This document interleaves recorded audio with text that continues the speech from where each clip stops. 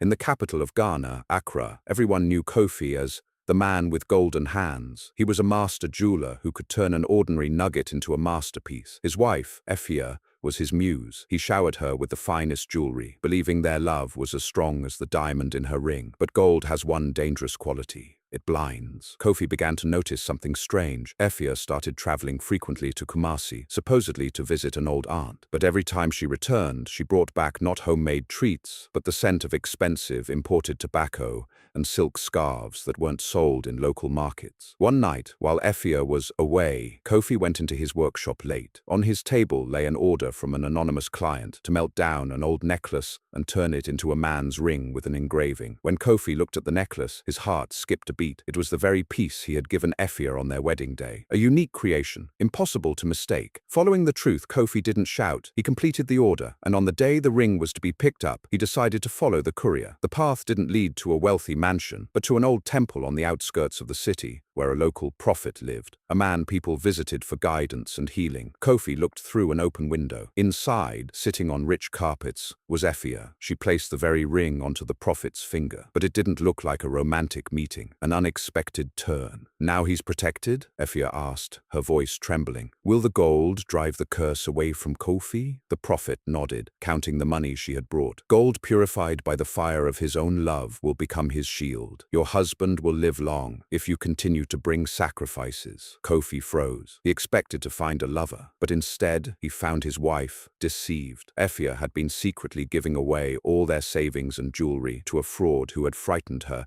with a made-up illness. She had betrayed their future out of love, fear, and blind faith. Kofi didn't go inside. He returned home and sat in his workshop until dawn. When Effia came back, she was once again quiet and gentle. Kofi looked at her empty neck, where the necklace once shined, and understood. Betrayal is not always another man. Sometimes it is a secret that builds a wall between two people, even when that secret is born from love. That day, Kofi closed his workshop. He didn't throw his wife out, but he took away all the jewelry she had left. "Love doesn't need golden shields, Effia," he said. "It needs truth." Since then, their home no longer smelled of incense or tobacco, but gold had lost its shine for Kofi forever, because he learned that even the purest gold can become a tool for the dirtiest lies.